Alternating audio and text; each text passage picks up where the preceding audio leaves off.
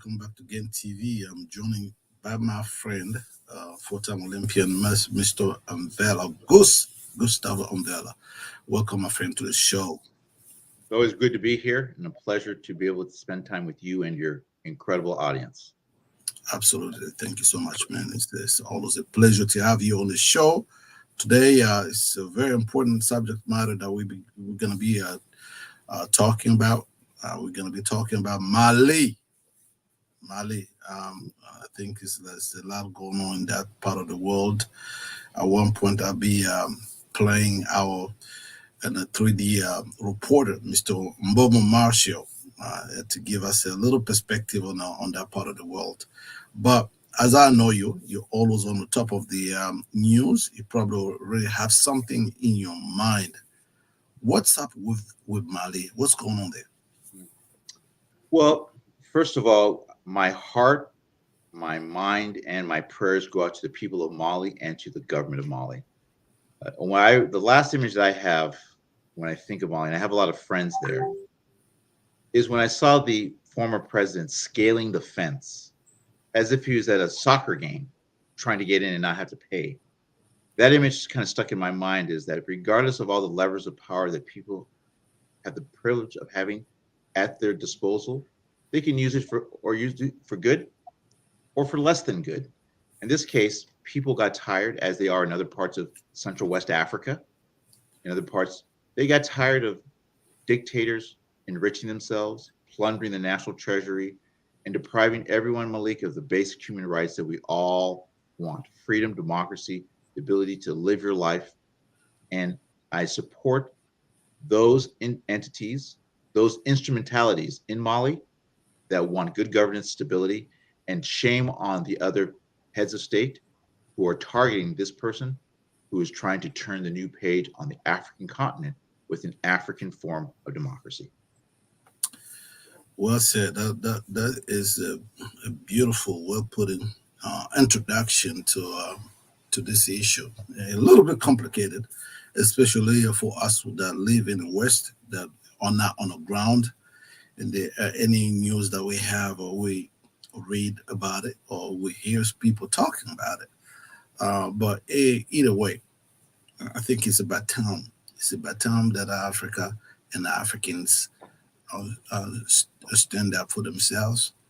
And you probably also listen to that brother that was completely desperate that was calling on the African people to unite to be united in order to you know talk about this issue, to bring it to the light. And that's what we're doing here. We're giving our time here to do our part.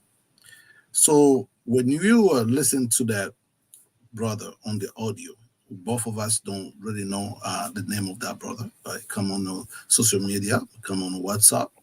The audio will send to you, so it will send to me. You listen to it. When you were listening to that brother talking about the situation in Mali, what was your impression? What was your feeling about what's going on there?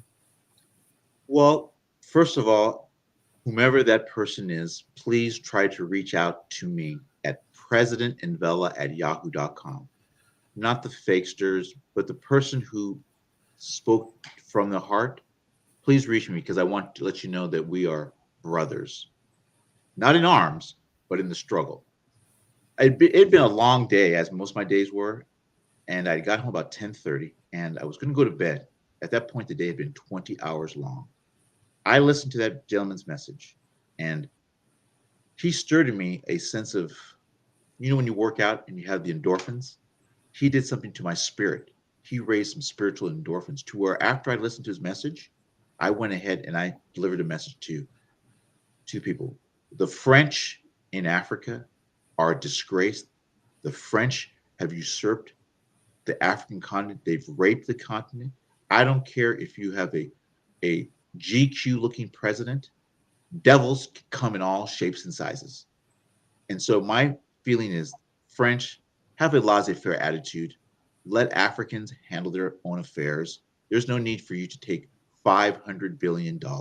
What you're doing is you're trying to cripple a country, cripple a continent, whereby you can then have puppeteers, that is, individuals in different countries who get a few crumbs and are satisfied. France, leave Africa alone. Let us on to our own devices. We're not a perfect continent, but we can be more perfect in a union by not having outside interlopers wanting to literally steal money in the thick of the day, not the night, stealing money during the day. So I have no problem with the French people. I have a problem with colonialism in the 21st century, trying to rebrand itself in the face of trying to talk about bilateral relations. Once again, Mr. Macron, take your hands out of the cookie jar. So, and again, most people were not familiar with Africa, all the dynamics, political dynamics, the economics dynamics, um, or the relationship that if you can even call it a relationship. Because the reason why I say if you can call it a relationship, because it looks like one of these person that this so-called relationship is forced into a very very bad position, and I mean it. And I think 14 countries in Africa are very, very, very in a bad position. That kind of relationship they have with France, but it looks like in the effort, I'm gonna talk to kind of talk like this guy that did the audio. It looks like there's some African countries that are involved right now to trying to disrupt the ongoing leadership government that we have in place right now. And one of the argument will be that this guy have a coup and they are pressing on him because there was some kind of agenda to be followed. But we also know that this guy or this group of people in power right now are trying to bring some kind of peace because it was extremely chaotic. And Hmm. I even put some pictures here. You can see where people were talking about humanitarian crisis. You know, and when these people come in power, they're trying to do the best they can to stabilize the region, the party, the country, so that at least we can have some kind of a governance in that place. But uh, when you hear these people on the ground saying that this is beyond, um, this the people that were trying to put their country together, that's beyond their capacity.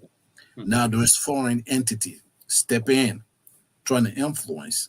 And you already know, Mr. Ouattara, that you both of us know the kind of role is playing in Africa. Hmm. Yes. And to my disappointment, it looks like well, our best friend, Mr. Okufor from Ghana, Hmm. is also now playing some kind of a role in that crisis, which is not, actually in favor of the people that want to put the country together. Do you think literally? Do you think they can use the coup because they people that running the country right now, they come to power through a coup? But do you think that must be an excuse for uh, outside forces to come and then just to stop that process that eventually will lead Mali on the right path, probably a democratic path?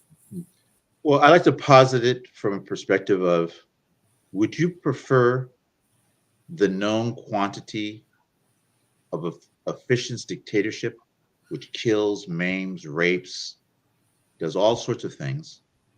Or do you want the unknown quantity of a democratic angel?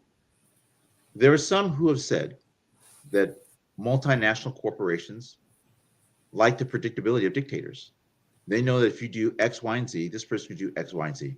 Now, if you come in with someone like you or myself or these people currently in Mali who understand that you cannot in perpetuity damage, gut a country's natural resources, enrich a few people, and think that people would say enough.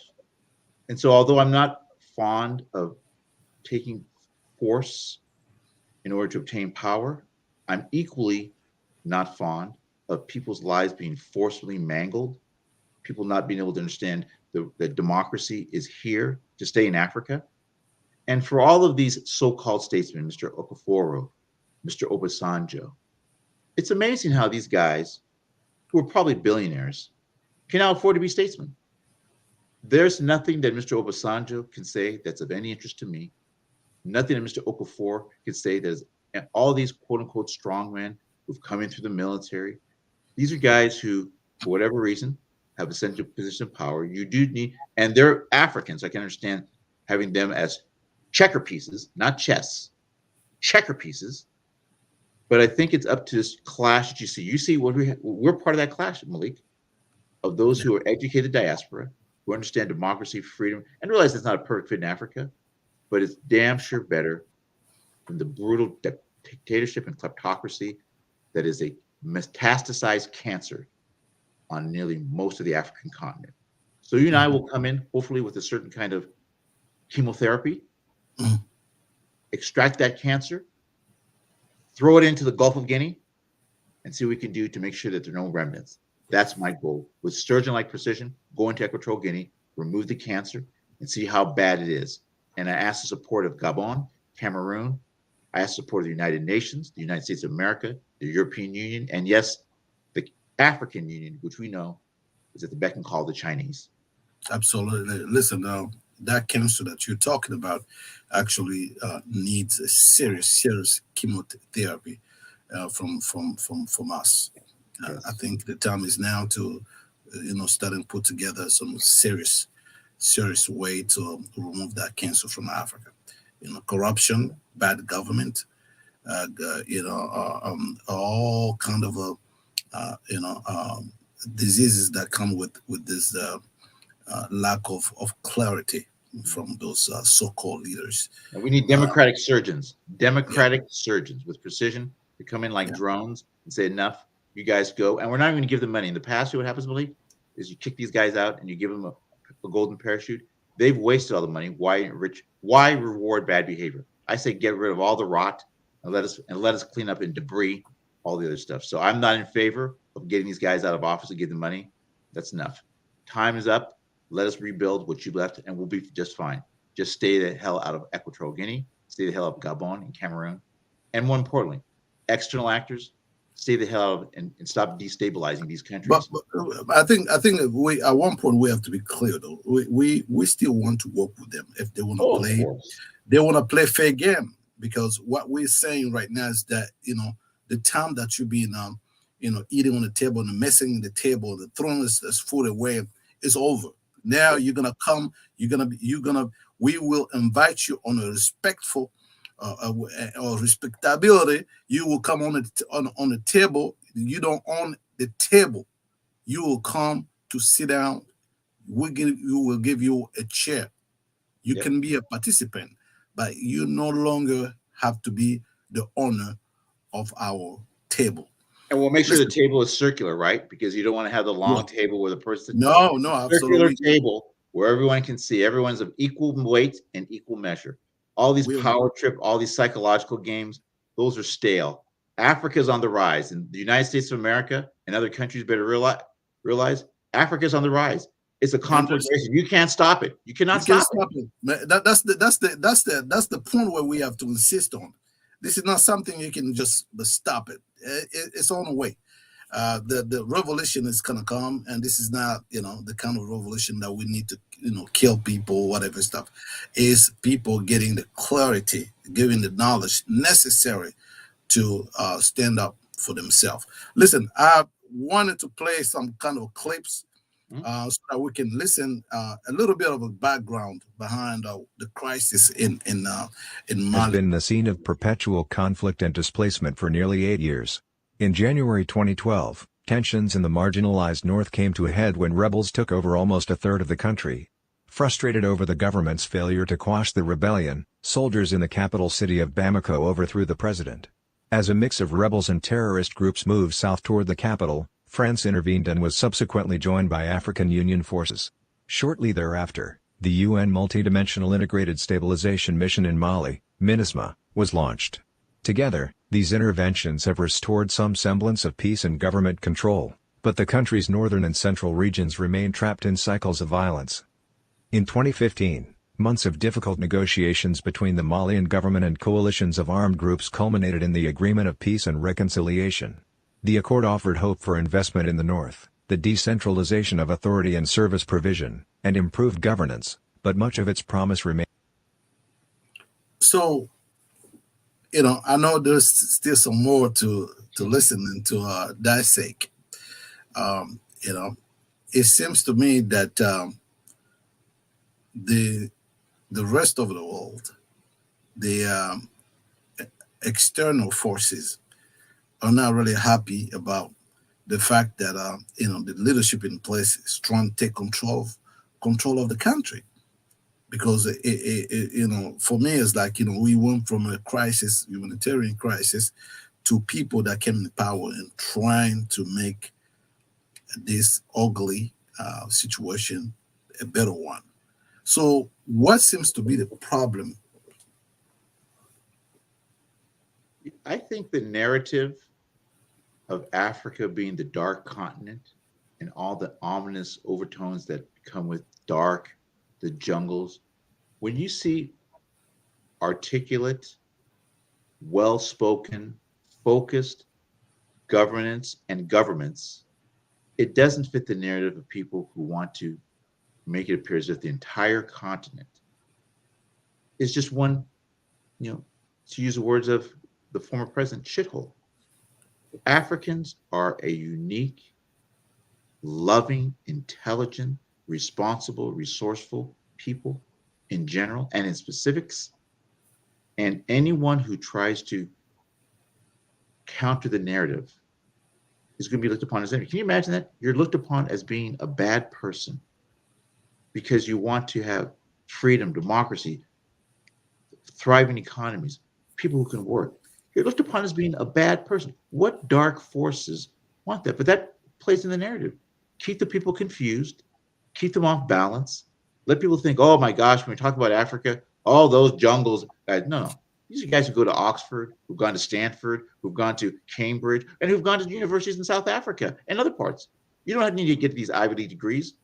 So the irony here is, my friend, is the fact that most of the Western countries that went through the same process at one point, some of these major countries, some of them were colonized.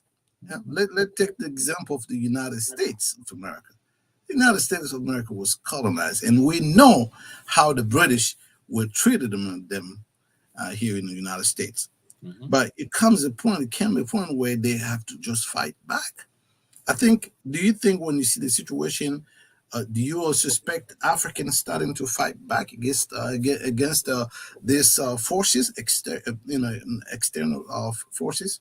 Oh, most definitely. And I joined them in that fight, the fight for democracy, the fight for free, fair, and transparent elections. I consider myself one of their advocates. And anytime that I have an opportunity to speak on a forum like Gain TV, and I know that people out there will continue to lend their support financially in other ways for Gain TV, I'm going to do it day or night. And so none of us are here to want to enrich ourselves. We want the continent of Africa to be enriched for its intellectual capacity. We want the continent of Africa to be enriched for its diversity. We want to be for the cultural and artistic and political dimensions. Please, people, don't believe the hype. Africa's on the rise. We've had to undergo colonialism, neocolonialism, and dictatorship. When you've never had a chance to literally breathe freedom and democracy, you're going to choke and suffocate. But the great thing is, there's still a pulse. Yeah. And if there's still a pulse, that means there's still hope. Remains undelivered. Yeah, absolutely. So we're gonna continue to listen to Mr. Martian Bomo. International troop contributors and donor governments continue struggling to present a unified front and convince the Malian government to fulfill its responsibilities under the peace deal or expand its authority in rural areas. As a So basically, what something that I understand is that Africa, everybody will tell you this. Africa is rich. We have all these mineral and natural resources. How come African sponsor their own project, if you will, for lack of a better word. I mean, if you see a country like Mali, there's maybe 52 countries in Africa. Mhm. Can all of these countries come together and say, you know what, there's a sister or brother country, let us come together and try to pull this country out of the hole? What can we do that? Is this because we are trapped into this so-called inferior mentality? It's What is going on? a colonial mentality of inferiority. But people like you and I've never had a complex of inferiority. I've never had a complex of superiority. I've had a I've had a complex of I'm just as good as you are. You're no better than me because of tribal or cultural or linguistic or economic or racial, none of that. And so, for those of us who've been given a certain skill set, I mean, you're a tremendous educator, Malik. People don't know the tremendous things you've done in Gabon, and I want to applaud you for what you're doing in your country and look forward to someday calling you a colleague at executive level. I think it's important for us to continue to work with humility, quiet dignity, and purposefulness against those dark forces. As I look at the picture of the gentleman here, you see it's a person who's Anglo, I imagine an American, instructing this person on how some type of equipment. And we know Mali also serves a strategic purpose for countries like the US. And so there's a multidimensional interests. And I want it to be known that when you hear the term national security interests, that means that country, let's just say France, that country France wants what country Gabon has. Mm. It's not about national security interests. It's about saying But we want what you have.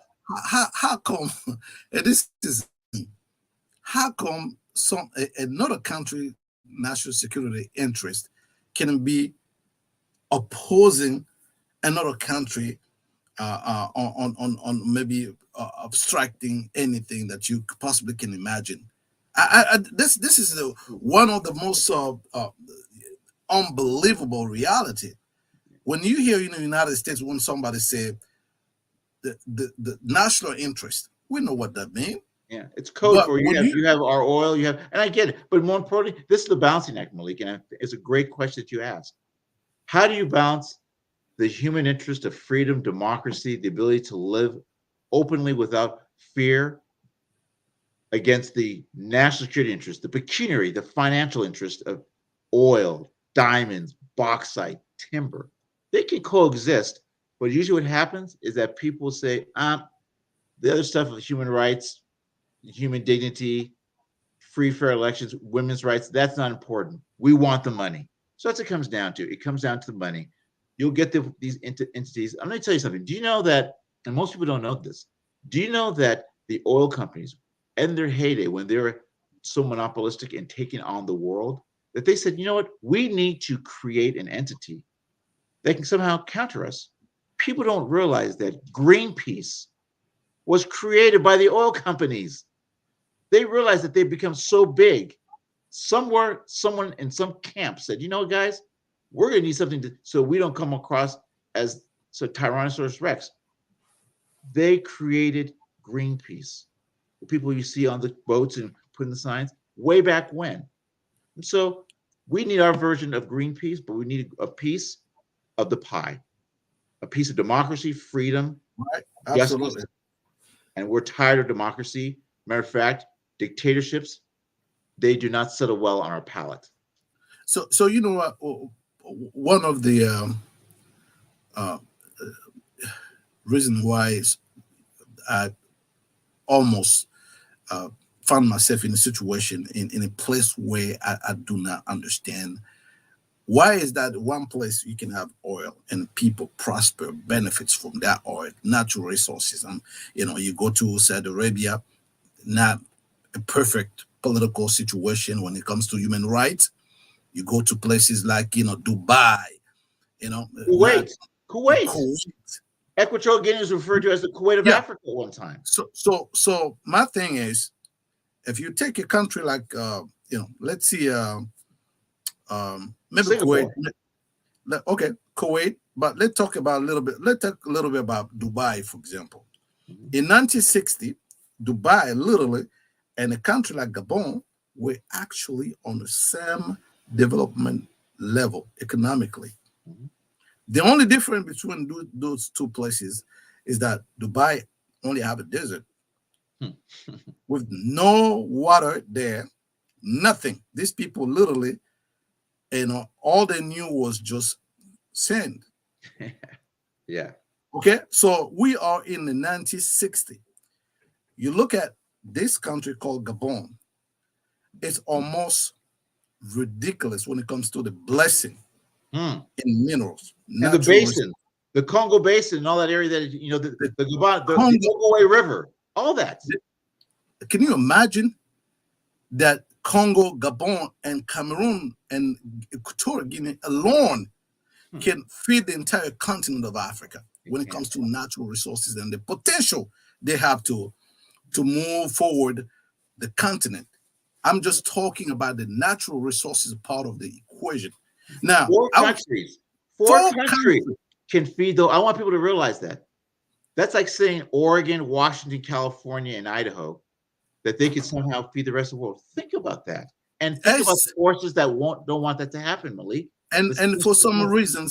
for some reason, we just sadly learn that that full part of the Africa, they will never have true leadership and they will never be in peace. And I was talking about Dubai, for example. In the 1960s, Dubai was completely a place where you even have somebody give you $1 million, you won't go and live in Dubai. It was hot, and the only thing these guys have just maybe some camels to travel around. Yeah, They discover Organized. oil.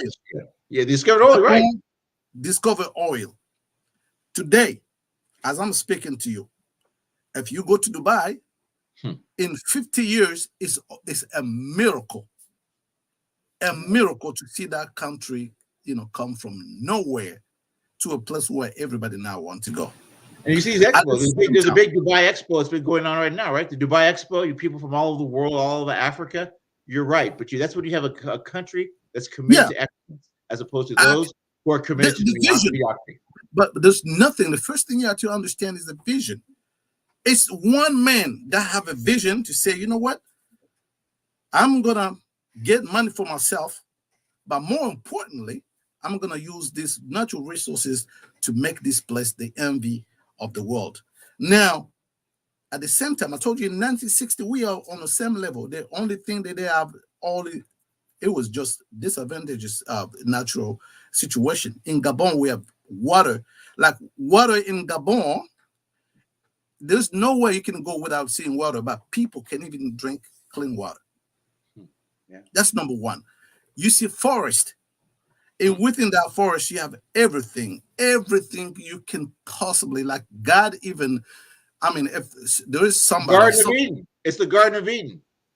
it's incredible to just believe that, um, you know, 50 years after, people literally can even drink clean water.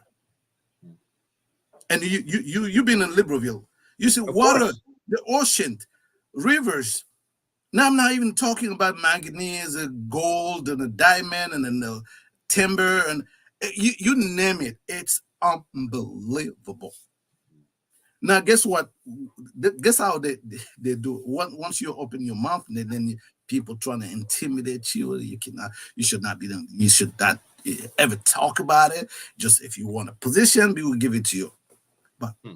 that's not what we want. We're not starving to death here. We No. want our natural resources, the potential that those four countries have to be able to lift up not only the country but the entire region. But more importantly, is even we want our countries back. We want Absolutely. them back. We don't want them to be parceled off like they did with the Berlin Conference. Africans want their countries back, and we're clawing back. And the forces of resistance can do what they want, but this is the sub-Saharan winter Remember the Game of Thrones. Yeah, Winter is coming. it's Winter is coming. here in It's sub-Saharan coming, Africa. and it looks like it's coming faster than people might believe, might think. Yep. And most people will be surprised, you know. And Yep. some people will just say, "Oh, Mr. Mbela, Mr. Lenzanzo, or you guys are threatened." Listen, at this point, we're just saying help is in the way, and just Yep. keep We're on. opening up Pandora's box, and we're Yeah, letting everyone. This is the Trojan horse of democracy, freedom. I'm telling you, the United States of America, we look upon you as allies, but you can do more. President Biden, we understand your position. You can do more. yeah, Kamala Harris, you can do more. The European Union, you can do more you for can do Africa. more. Stop giving us morsels. You can do more, and you must. Yeah, and you know what? If they don't do more, if they don't take responsibility, then stop blaming on China. Yeah. I And, this and I put it this totally way, you're going to dance with whoever came to with you, right? You're giving everyone the opportunity. We are open arms. Not that the United States of America is the paragon. You see what's going on with the riots and all this stuff, but there's a certain amount of stability. We're not dependent. We're not supplicant. We're not 21st century indentured servants. We are free thinking individuals who have a certain kind of rugged individualism that we want to be able to spread in the continent of Africa while trying to outdistance and outsmart these cancerous dictators. But they're gone, and they're going to be continue to be gone. I promise you that, and I hope that those forces will continue to keep charging. The man from Congo, please reach out. Know that you have a friend in Gustavo and Malik, and there are millions of us out there. We're just two voices, but anyone who can hear our voice, the man from Congo, keep fighting. Liberté, égalité. the reason why we're here is to remind that brother that made that audio that we're with you. Yes. Your point was well taken, and we will never let you down. Just reach out, And reach we out to sent, us. I sent it to all my 5,000 friends. So it's out there in the universe. And I want to say one last thing. The Republic of Equatorial Guinea, your time is up. Teodoro Obiang, you need to leave. Teodorino, you need to leave. Let democracy flourish. 53 years of one family is enough. The oil companies, you need to let them know that they need to leave. Equatorial Guinean people, we're coming. We're here. Don't be afraid. We're coming. Once again, the engamist, kleptocracy, and criminal enterprise has come to an end. We ask Interpol, all international investigatory bodies, the International Criminal Court, The Hague, the International Court of Justice to begin proceeding a bill of particulars, seeking arrest warrants and red notices for government officials throughout the world in Equatorial Guinea. Absolutely. Let's continue to listen to our friend Masho Mbomo. Result, the government in Bamako runs the very real risk of further marginalizing and alienating communities outside of the capital. Nearly 8 years after the onset of the crisis, the international community remains heavily focused on stabilization and counterterrorism, at times. So let's talk about counterterrorism for a second, because those concepts of terrorism are not an African concept, Yeah, to be honest. exactly. Because before this world was the way we see it, at one point in the history of humankind, we have run the world, African, and now with brutality. So those concepts let's just be clear here.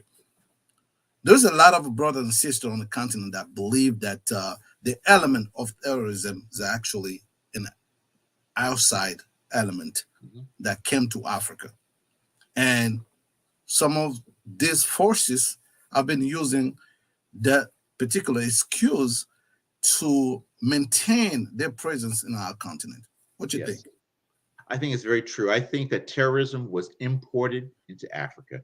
Now, remind you, we've had people like MEN, the Emancipation of the Niger Delta. We've had Boko Haram. But for the most part, these guys are kind of regional actors, right? You'd have the guy who's upset, the village chief or governor who was upset because he didn't get a pipeline, so they blow it up.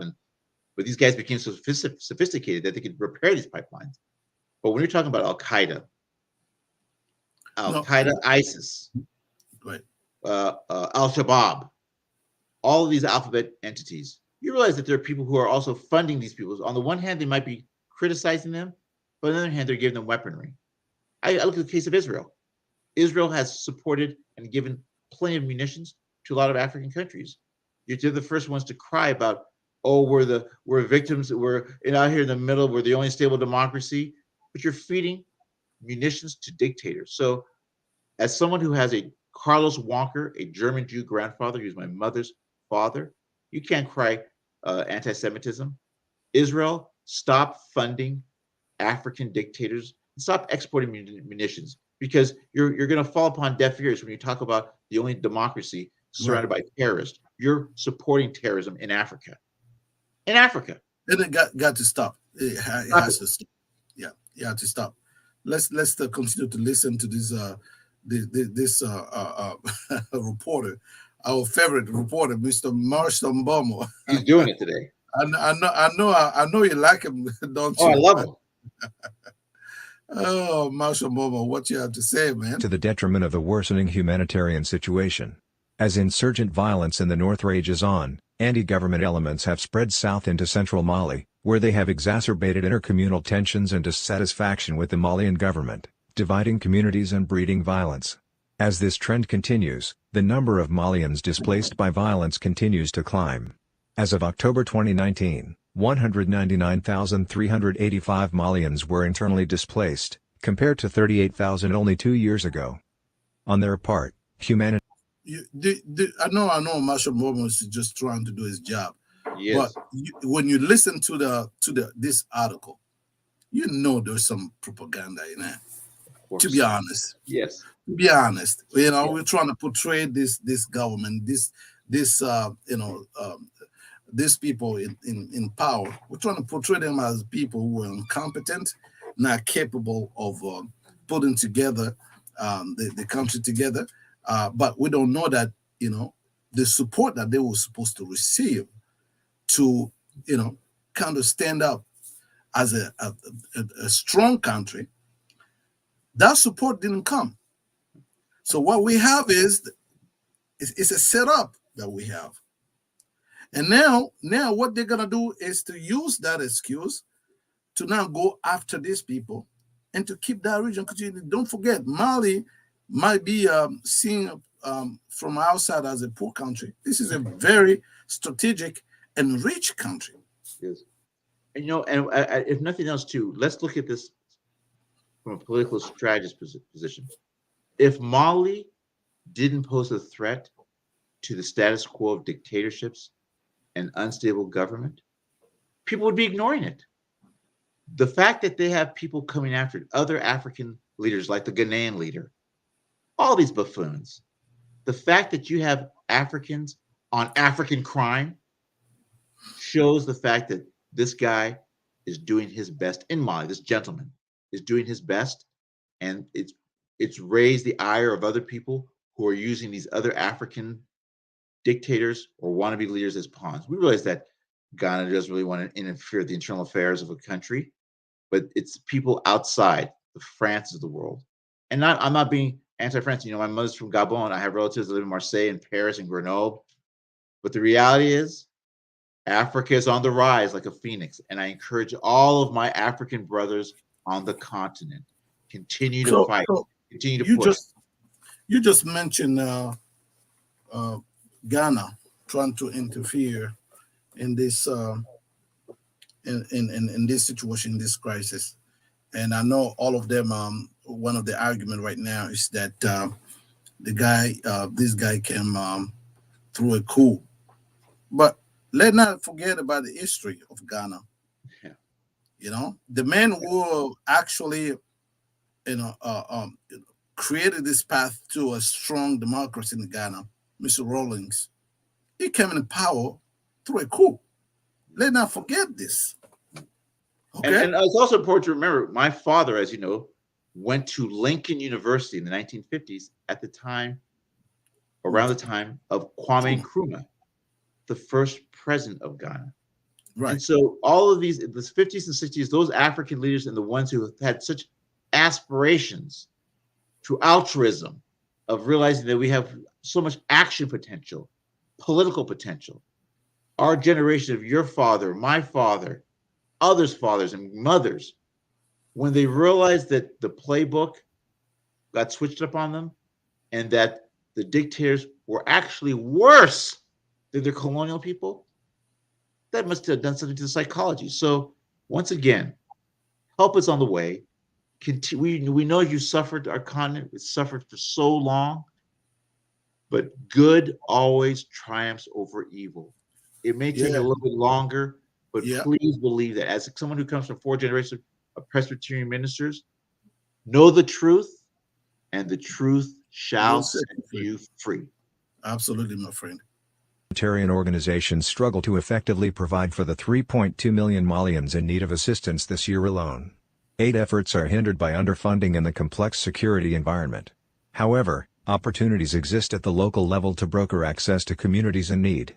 Although humanitarians can do little to mitigate certain threats, particularly those posed by terrorists or kidnappers, they can improve access to certain areas through highly localized negotiations with communities. So, first of all, those people who distract the effort of people trying to put together the country, distractors. I want to know Hmm. where do they get the resources to stand up toe to toe with a well-structured government? Yeah. Where do they? You've been on a continent. You probably didn't grow up over there, but I was. I grew Yep. up. Yep. My entire teenage years spent in Africa, and I know if you're not working with the government, you're not gonna have anything.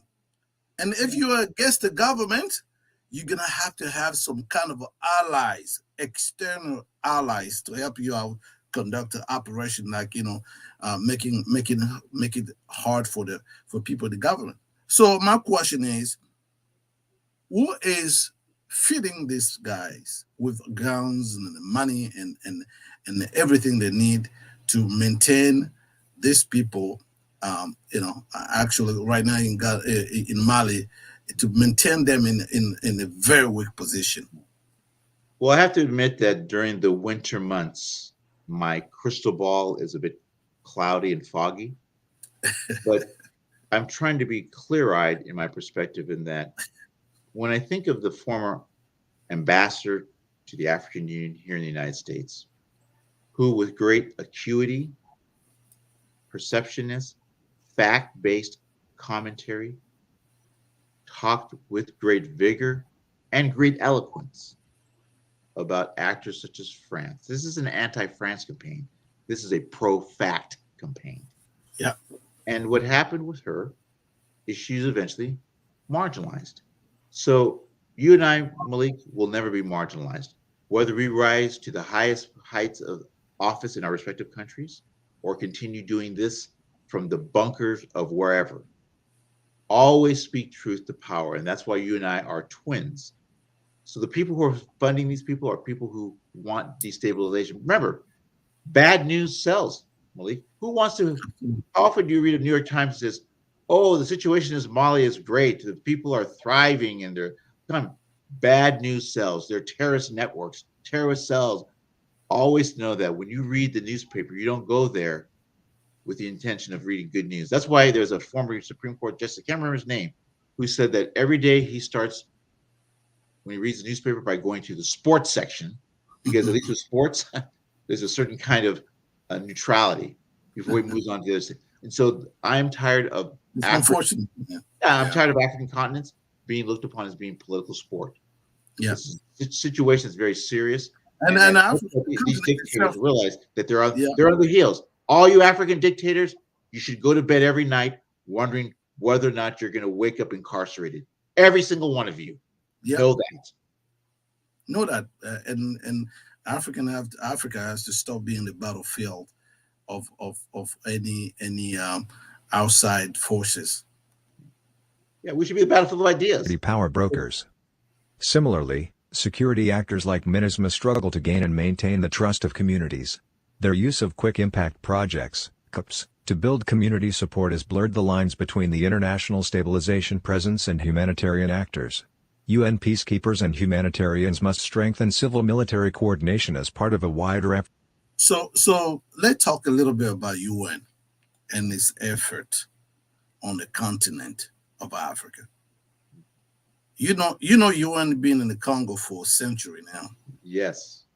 and the situation in the Congo. I'm talking about the Congo, Kinshasa, Congo, Yeah. where there is more than. I mean, we have a double or a triple Holocaust in Congo. Yes.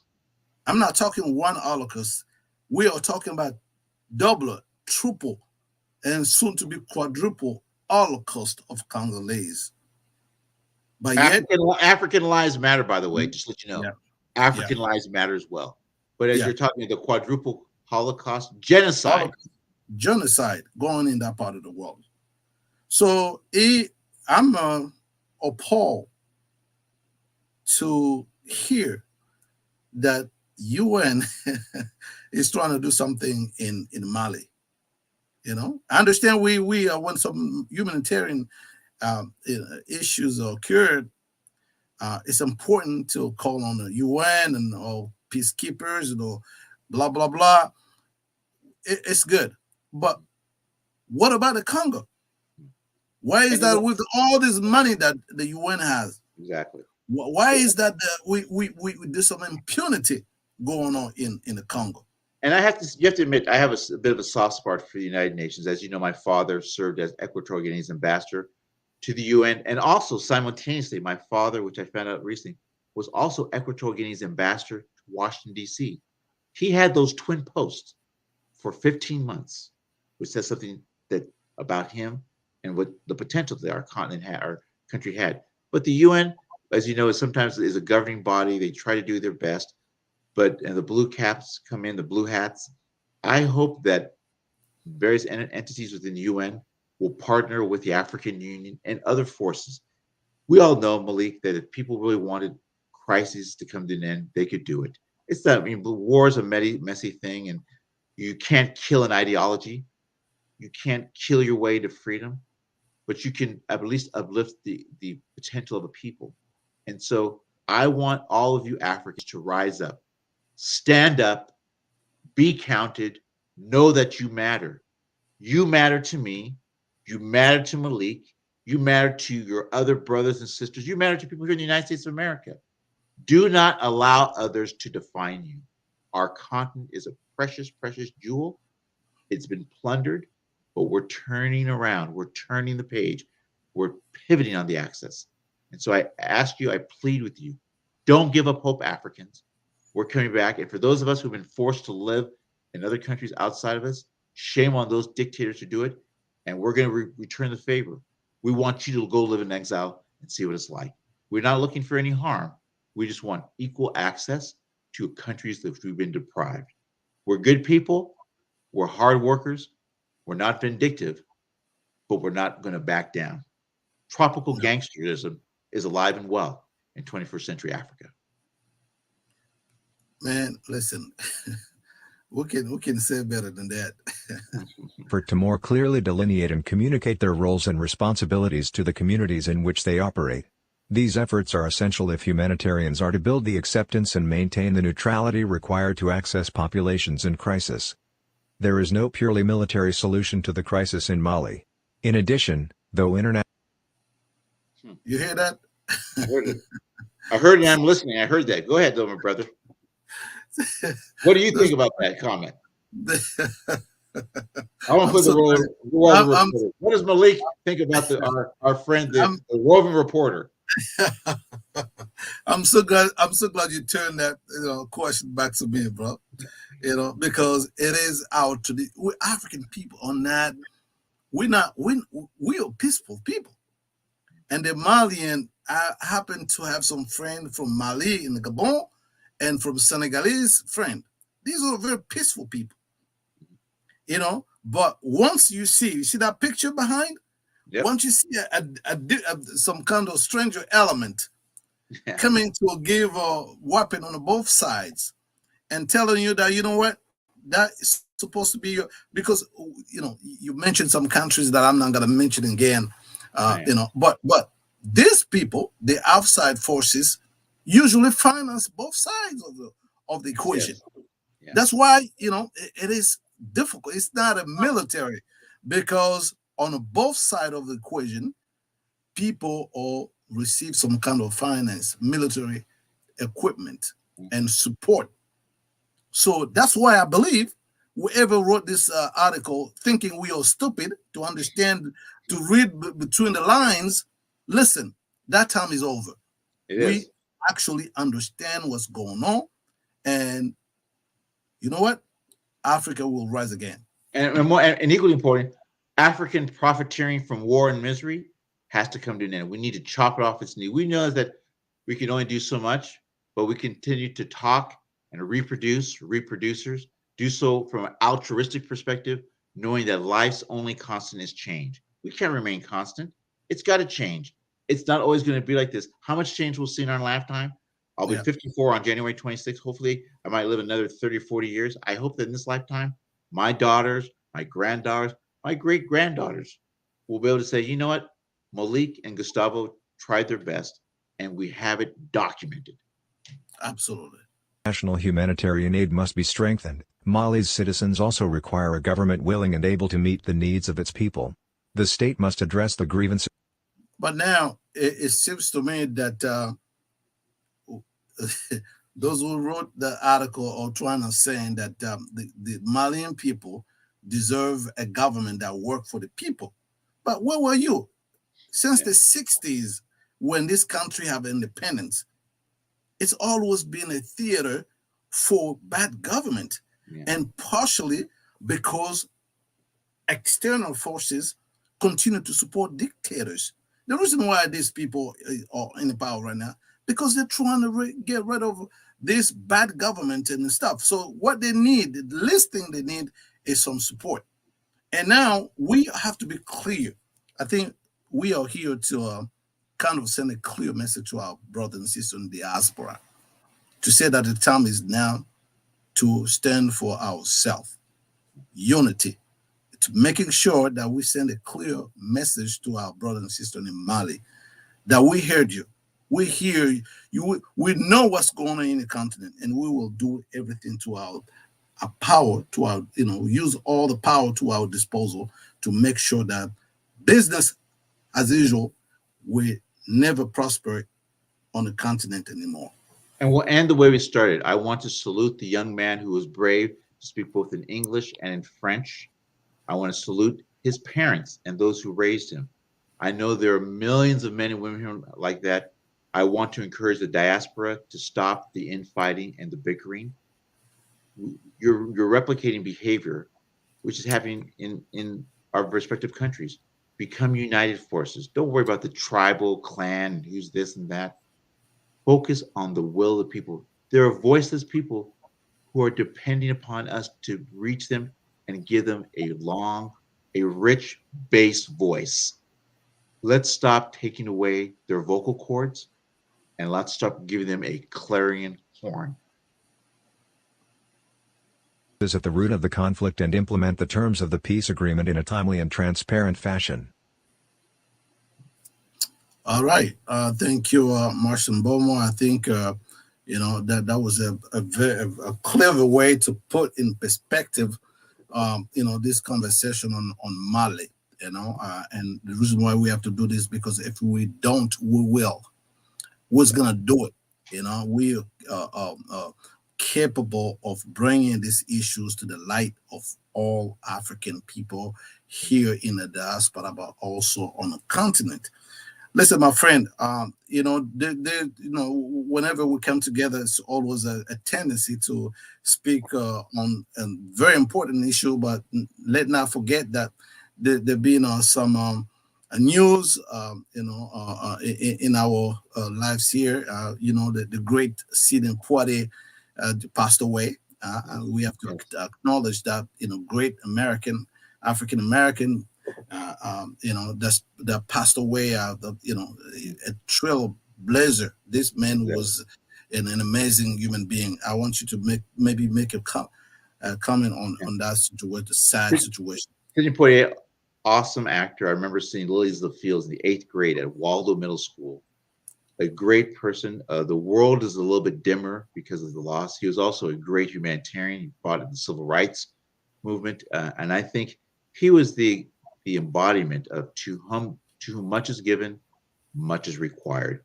You know, why Absolutely. sit on piles of money when you can use that money to help others? People can do what they want and have the free will. I'm just glad that Mr. Sidney Poitier had the will to take on the status quo and use art as his sword and his shield. May his soul rest in eternal peace, and may his family know that we thank them for sharing him with the world. Absolutely. But you know what? Let me just go to this segment called Talk to Me. I want to put a picture here and I want your comment because I'm tired of people telling me, you know what, you look like Sidney Poitier. I'm going to, just put this picture here and you will talk to me, my brother. Talk to me. Oh, that is you. You are Sidney Poitier. And the thing about it, that's a great picture. You look you're about 25 then. So you'll find that great genes come alive, and the vibrancy of that picture shows that you are on your path to excellence. So I'm sure that you broke many hearts, but fortunately you've mended many minds. Gustavo Vela, my brother, is like, it's always a pleasure to have you. Great Like, mind are not easy to find. When you find one, you guys have to take advantage, to subscribe to our channel yeah. and make sure that you don't miss anything when it comes to us coming to speak truth to power. We also And hold CNN, MSNBC, Fox News, the BBC. You can do more to cover Africa, not just humanitarian crisis. There are intelligent Black men and women in the world. You need to put them on the air. Not talk about us, but cover the stories accurately. You have the funding, you have the resources, and shame on you for selling the African continent short. You can do yeah, better, and we live here, and we know you can do better.